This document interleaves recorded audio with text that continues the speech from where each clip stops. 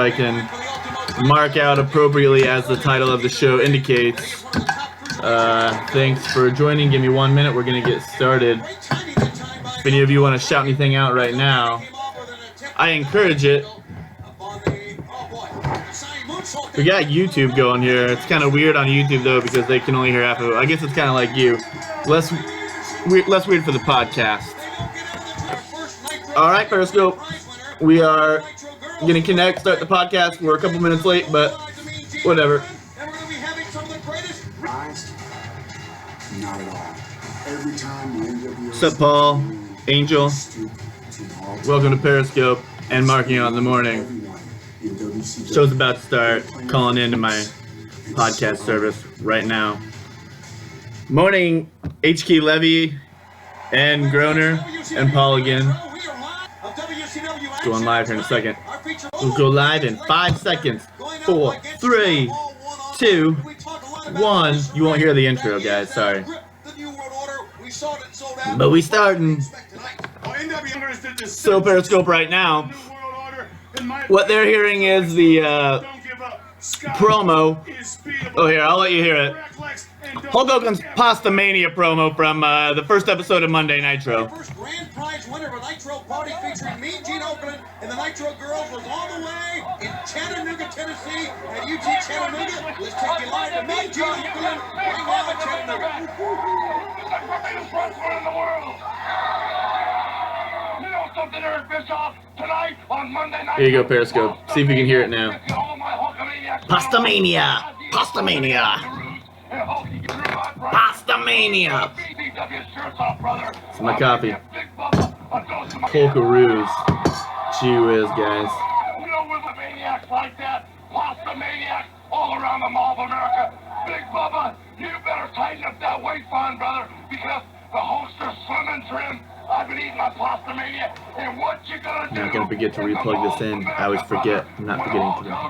Pasta Mania and all my Pasta Maniacs run wild on you. What you gonna do? All right. Who's that guy? Bro, you just dissed me for that. All right, I'll let you guys listen to the song, and then I'm plugging my headset back in. I always forget to do that because I'm an idiot.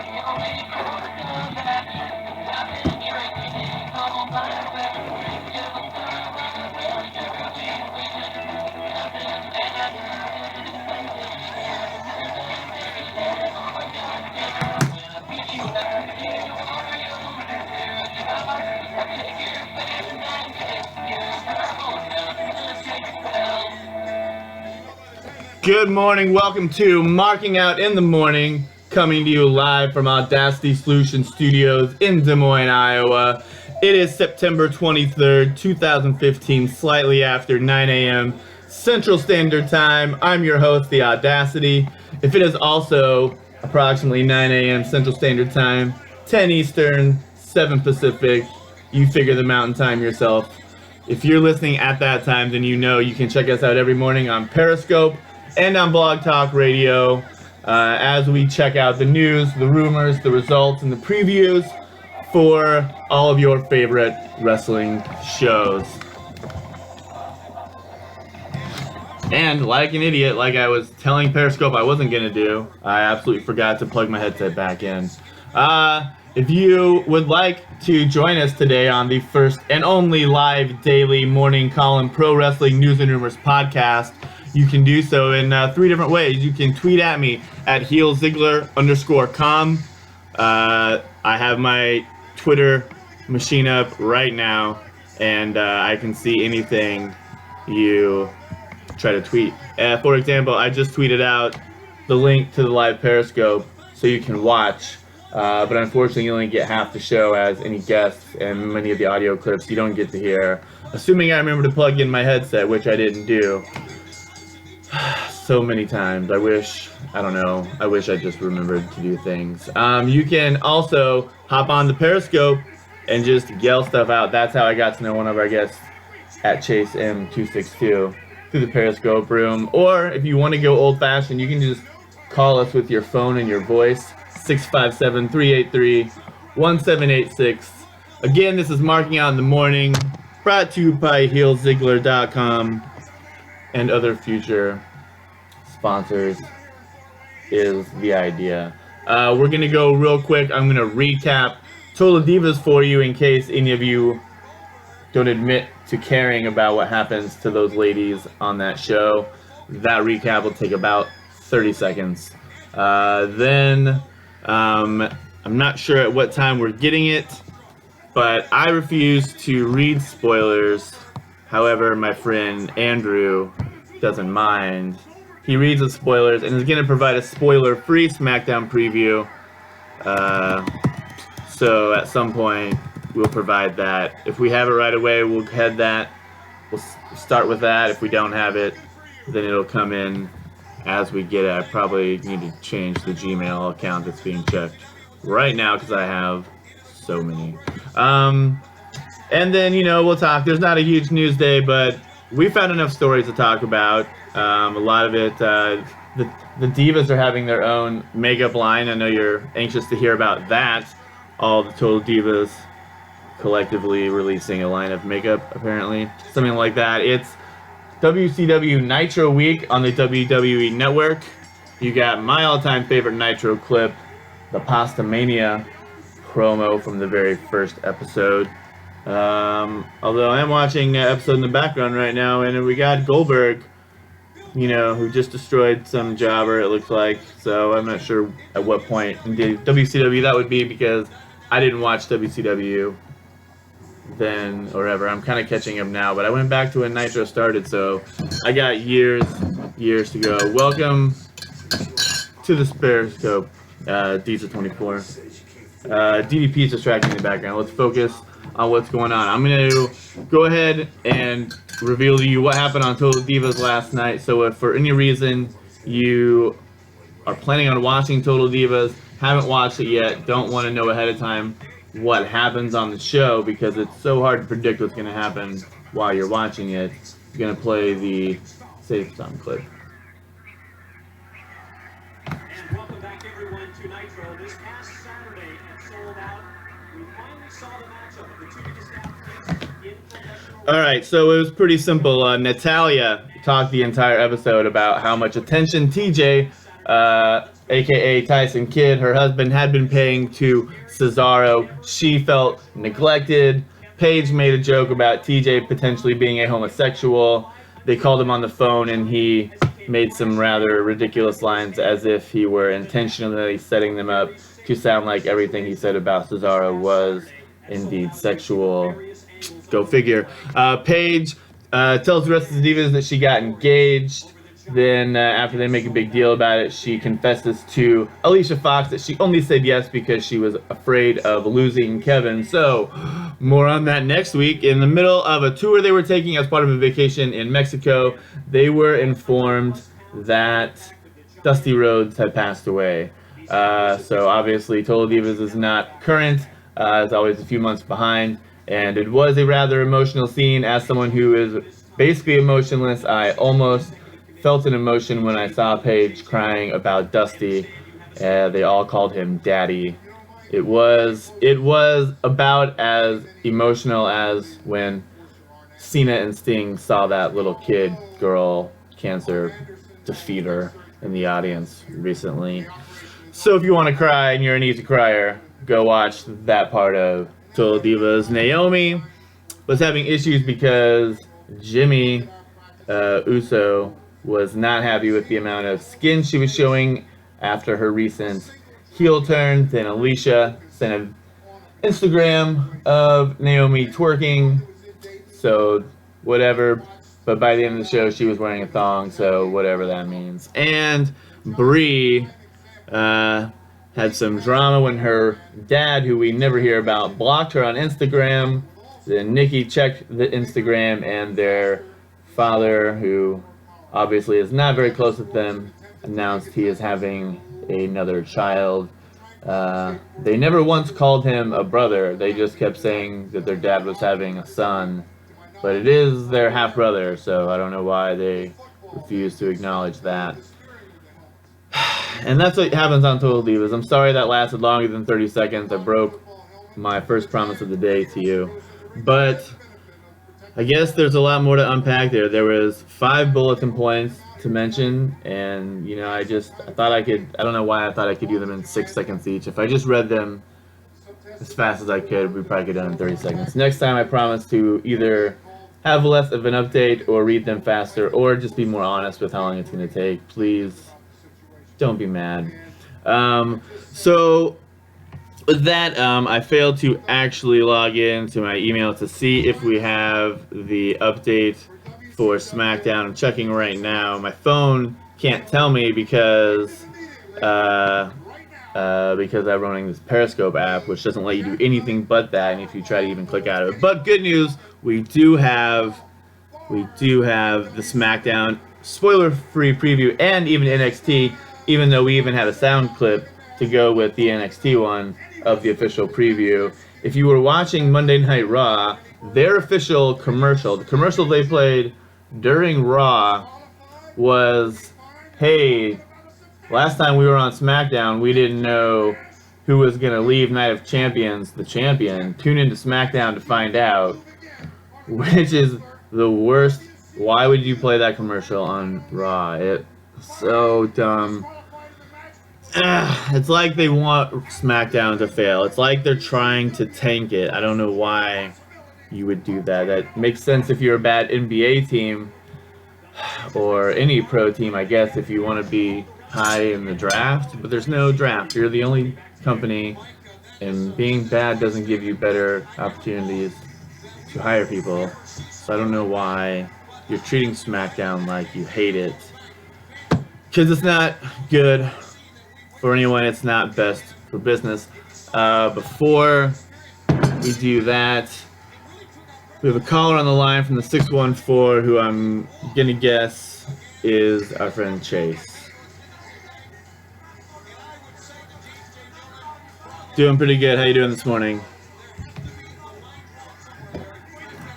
It is good in Iowa. I'm trying to convince myself that here's how I feel about living in Iowa versus living in Ohio.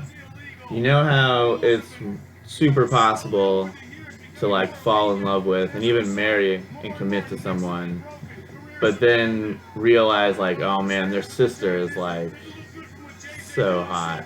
Like that's how I would feel if I married Brie Bella, right? I would be like, oh, I mean, Brie's amazing, but look at Nikki, That's kind of how I feel maybe about Iowa, as I've been saying forever, I'm living in Iowa for the rest of my life.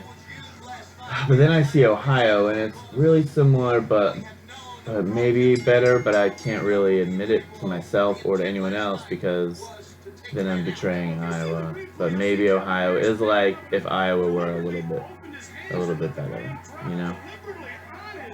So I know that's not wrestling related, but I've just had that, and I felt guilty even having those thoughts, but I felt like maybe getting them off my chest. Hopefully Iowa doesn't get upset with me over it. Let's talk some wrestling. I have a spoiler-free SmackDown preview, and my question is to you right now, without hearing the SmackDown spoiler preview, and without even being able to find any information about it on WWE.com yet, are you interested at all in watching SmackDown tomorrow?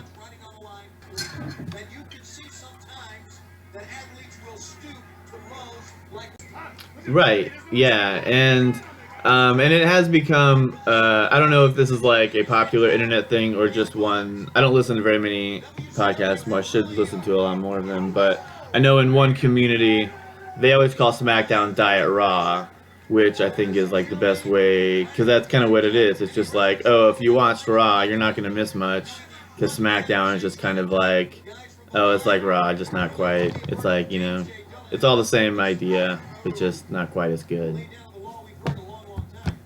Yeah, and what I would be fine with is, there's kind of this new sort of, I guess in my mind at least, this kind of Triple H class of sort of the ones that he's kind of been bringing up, because Vince was never big on bringing in established talent. He was big on bringing in people who didn't really have a way of doing things, so that WWE was like the normal way for them, and that they looked very WWE in how they did everything. But Triple H has been way more about, oh yeah, let's bring in these guys from the Indies and let them give a chance. Let's bring these guys from other countries and whatever. And so with SmackDown making the move to USA soon, maybe if you just start loading those guys and featuring them on SmackDown, letting Kevin Owens, letting Cesaro, letting Seth Rollins and Dean Ambrose and all the guys who are coming up from NXT when Finn Balor comes up, when Sami Zayn comes back, have them be featured on SmackDown, and have them do little backstage stuff or play small roles on Raw just to remind you, like, hey, you can see John Cena over here, you can see the Authority, you can see everybody that you know, but on SmackDown, don't forget that that's like where all these guys that are putting on amazing wrestling are also, being featured. Yeah, I think you're right, and hopefully the move to USA gives them the momentum to just really juice it. Maybe they just figure they know their contract is ending, and no matter what, they've already sold, all their advertising from here till the end of the year or whatever. They feel like they've done most of their obligations, and so they're just writing it out to hopefully make a big. Hopefully that they're planning to make a big revamping of SmackDown, so we get the way, at least for a little bit, the way whenever they have a new show, there's always big title matches, at least for the few first weeks or months, and so maybe they can do that for SmackDown, and maybe it'll be enough to keep them interested. This week on SmackDown, we will get Roman Reigns versus Luke Harper. We'll get the New Day versus the Lucha Dragons and Neville. So I guess we do get all three of the New Day wrestling together, which I thought was kind of funny last week on Raw, or not last week, a couple days ago. They had a 6-man tag, but they still didn't have Xavier Woods, and they brought in Rusev, but whatever. The Cesaro versus Bo Dallas. Oh man, if Cesaro jobs to Bo Dallas, ooh man. Ryback and Dolph Ziggler versus Rusev and Kevin Owens. And in a non-title match, Seth Rollins versus Dean Ambrose. So there's a lot of really potentially good matches there, especially when you got Ziggler going up. We've seen him against Rusev a million times, and we've seen him against Kevin Owens a few times, especially if you watch main event. But that should be a decent match, and maybe the three of those guys can get a good match out of Ryback as well. Cesaro and Bo Dallas could be entertaining. I just hope they don't do something like Cesaro's been jobbing a lot lately, and Bo Dallas has been kind of on a push lately. So if this somehow turns into Bo Dallas winning, I'm going to be really, really angry unless I don't know, whatever. New Day versus Lucha Dragons and Neville, that could be a really good one. Roman Reigns versus Luke Harper is, probably going to end in a no contest, but whatever. How do you feel about that card? WCW's Super Bowl champion, former United States heavyweight champion, Steve Mongo McMichael. Nothing yet until you come kick some butt. Right. Baby Boy Smith, the British Bulldog. What's this?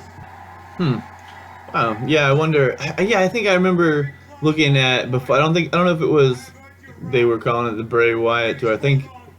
I mean, whatever. Maybe it's the exact same tour, but I think there was maybe like the Roman Reigns or something else. But either way, and I remember the numbers were actually better for the the non-Cena tour, which I was a little surprised by. And a little happy for, but I think maybe it was. I'm sure it was probably the same exact tour, really, the Roman Reigns and the Bray Wyatt tour. But either way, that was interesting. But yeah, it's I haven't. Man, I can't even remember the last time I went to a house show. That has been. Yeah, I guess I just feel like now if I'm gonna pay money, it's gonna be like a TV so that I know that like what happens matters.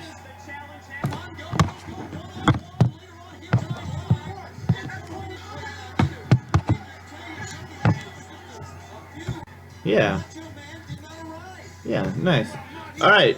Well, real quick then, we will take a look at because Andrew also provided an NXT spoiler-free preview, but I'm gonna play real quick the sound clip from the promo for tonight's NXT preview. So let me play that, and then we will discuss the entire card. We'll be right up Periscope, where playing a thing on the podcast. All right, so that is the advertised preview, and then real quick, joining us, I'm pretty sure is my friend Brandon. How you doing this morning, Brandon? Not too bad at all. Not too bad at all. We will get to the NXT lineup here real quick, but give us an update. You had a match with 3XW this weekend. How did things go? Very good, very good. All right, well, we will talk about that a little bit more later. Let's go real quick. The spoiler-free preview for tonight's NXT card. As we heard on the on the preview, we got the Vaudevillains versus Blake and Murphy. Blake and Murphy are invoking their rematch, and it also is part of the Dusty Rhodes Tag Classic match, it looks like. Bull Dempsey will face Tyler Breeze to follow up the feud that began after they lost their match in the Dusty Rhodes Classic. Jason Jordan and Chad Gable face Scott Dawson and Dash Wilder in what I assume is also a Dusty Rhodes Tag Classic match. Eva Marie faces Carmella, which I guess is a rematch because she just defeated her very recently. And Azuka, formerly known as Kana, debuts tonight. Brandon, which of those matches are you looking forward to first?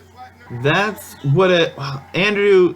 Okay, the email I got from Andrew says Dusty Rhodes Tag Classic match, Vaudevillains versus Blake and Murphy. But I thought I wasn't listening that closely, I guess. But maybe I just wasn't listening very closely is my problem. But I thought that thing we just played said that it was for the titles. But here, let me just play it real quick one more time because I wasn't listening. Let's see. Yeah, so I guess that one says it's just the title. Yeah, so, but I do feel like I saw that maybe they were. It would make sense that they're. It would make sense that they're. That matching up in the tournament. I'm trying to pull up a bracket online, see if I can see if that would make sense, because that would be cool, I guess. But I guess yeah, either way, that's gonna be okay. Bracket trivia. Oh, really? So that one's yeah, because that would have been in the first round. So yeah, okay. So this is just for the title. And then, what was the other one? Scott Dawson versus Jason Jordan. Yeah, Dawson and Wilder versus Jason Jordan and Chad Gable. That's the one that should be part of the Dusty Rhodes Classic, right? Yeah. Okay, so let's redo that. So we got for the titles, Vaudevillains versus Blake and Murphy. And then in the Dusty Rhodes Tag Classic, Jason Jordan and Chad Gable versus Scott Dawson and Dash Wilder. I will get on Andrew's case about that later. Yeah, so Chase, how you feeling about the Jason Jordan, Chad Gable, Scott Dawson, Dash Wilder match? All right. Let's see. Brandon, who do you think at this point? Who's your bet on who wins the tournament right now? Yeah. Yeah, absolutely. And then real quick, they have, assuming Andrew's reporting is correct, we have Eva Marie versus Carmella, which would be a rematch, and then Azuka debuting, so the new Kana. How do you feel about that as far as the Divas matches tonight on NXT? Yeah. All right. Well, we'll see. I think that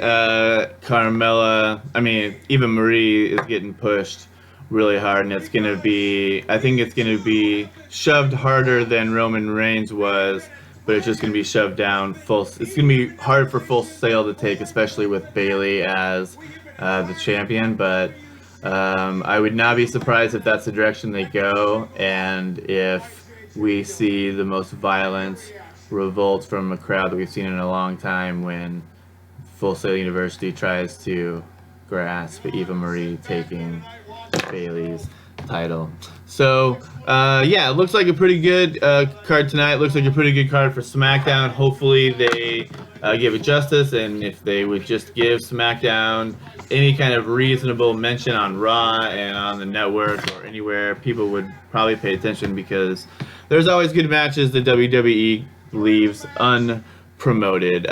Let's move to the headlines real quick. It's not a huge news day. The Raw TV ratings are in, and they are down from last week, the day after the pay-per-view. And it is an all-time non-holiday low since moving to their current slots. Chase, what do you think is the big problem? Obviously, there's Monday Night Football, but there's got to be more wrong if this is an all-time low. I looked into his eyes. If anybody out here has ever watched the Disney film, it's up to my Yeah. Do you think maybe this could be like that kind of, I don't know, if calm before the storm as far as things getting big, of when like Austin and The Rock and even like this would have been like when Owen Hart and them were all kind of feuding. They weren't quite huge names yet, but they were like just before they got there, and the wrestling was really good, the stories were good, and it was good for really big wrestling fans who were excited for like a new kind of serious focus on the product. But then shortly thereafter is when it really blew up. Do you think maybe we could be in that period right now where it's going to be 2 years from now we get another huge boom? Yeah, definitely. It's it's gonna be interesting to see what goes forward with them, and especially TNA, and there's ROH and GFW. They're all kind of competing and scrambling for TV deals, so it's gonna be interesting to see who lands where, if there's any kind of partnership or merger or anything, because you can't imagine there's a ton of demand for pro wrestling right now, with WWE, the biggest company, already putting out 5 hours on regular programming, if you don't count Total Divas or Tough Enough, or I don't know where Superstars or Main Event may air on television, but it's somewhere, I assume, other than Hulu and the network. But yeah, it'll be interesting to see how all that folds out. So one of the major focuses of the network this week is their it's WCW Nitro Week, and as we mentioned many times, Brandon, I was not a huge WCW follower. I only knew what I read about in dirt sheets because I refused to give them my ticker on the ratings or whatever. So I never watched. But this week, one of the shows they listed as, we'll go real quick, the whole Nitro week on WWE included the first episode of Legends with JBL, which was part 1 of his interview with Eric Bischoff. Tuesday night was the top 10 of Monday Nitro, which we're going to talk about a little bit more here. Tonight is going to be Eric Bischoff's top 10 moments, where he goes through, I guess, what he thinks is his own top 10 moments, so that'll be interesting. And then JBL part 2 of the interview on Thursday after SmackDown. Then they released 100 new hours of WCW Nitro episodes. Either they have already done that or that happens on Friday. I can't tell from what I'm reading.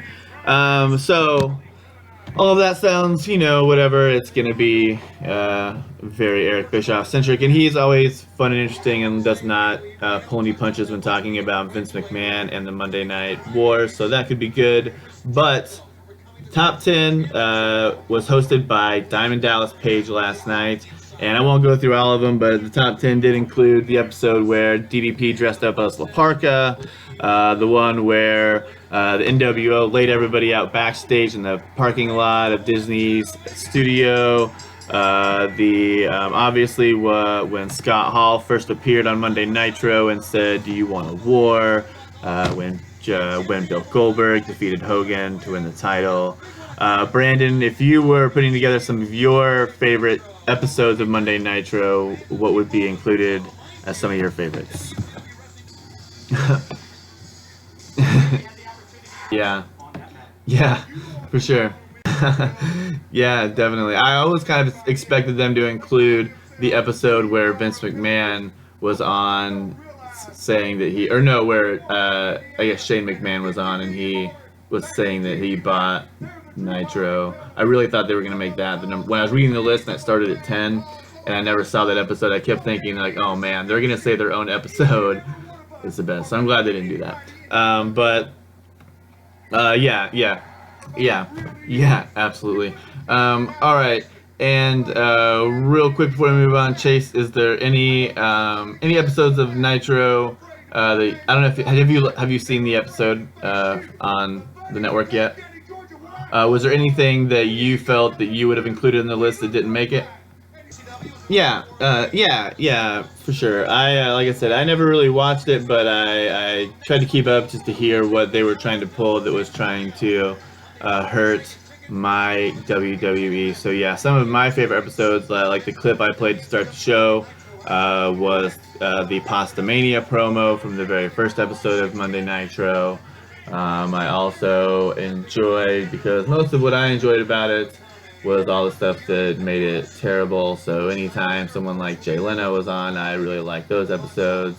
Whenever they reminded us that Courtney Cox's husband was the world champion, yeah, anything that was like that, those were my favorite episodes of Nitro, because I hated Nitro and I liked watching it fail. So on the phone with us now, from Outside Interference Radio, we have Mark. How you doing this morning, Mark?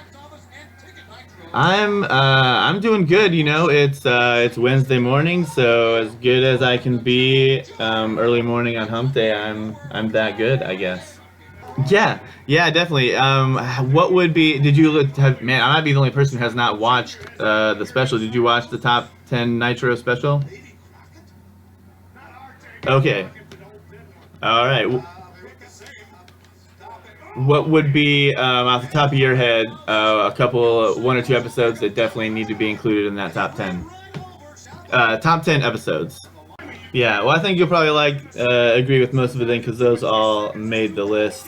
I need to check it out because I am so Nitro ignorant that at least maybe being familiar with the top 10 that I should know. Of course, the one episode that wasn't included would have been the episode that included the dedication to Owen Hart, since they refused to admit Chris Benoit was a person that existed. So, moving on. Right? Yeah, he's a fictitious, kind of like dragons and unicorns. Chris Benoit. It could be, yeah, and yeah. It also feels. I feel that same way about some guy in yellow, and then someone who looked sort of like he was from Fiji or something. But I'm sure WWE never really explained where he was from. Just.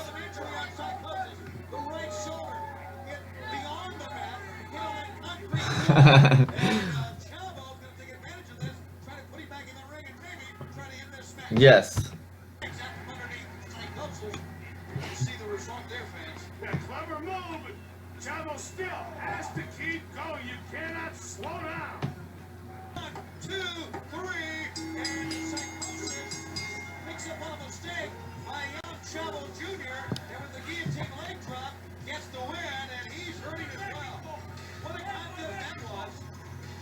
Here live on Nitro. I have no idea what he's saying. Fort Wayne, Indiana, on Monday Nitro. Welcome back to WCW Nitro, the 3-hour edition, beginning tonight and each and every week. We're on the air beginning at 8 o'clock Eastern Time for 3 solid hours. TNT, the network that put professional wrestling on the All right. This may be the loudest I've heard in any place. Or did everybody here in Fort Wayne be the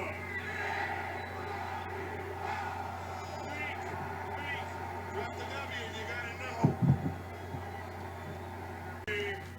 Dusty Rhodes is part of the Black and White Express. Gonna get behind and take him down and make him look silly. Bring him suplex. That's not a limo either. He just came by himself. And he is angry. What the hell's going on here? Boy, get over the trunk. Get my bag. He's used to getting in the truck by himself. He has someone over the trunk for him.